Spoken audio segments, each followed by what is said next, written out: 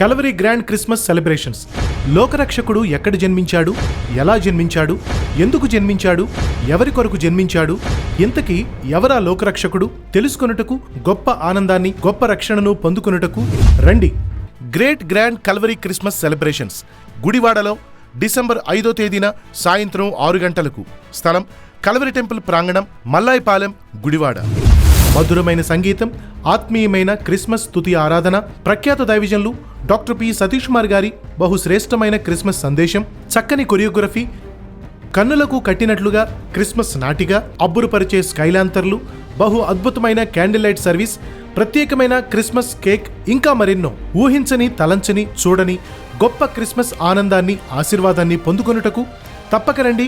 కుటుంబంగా రండి. దేవుని దీవెనలు పొందండి.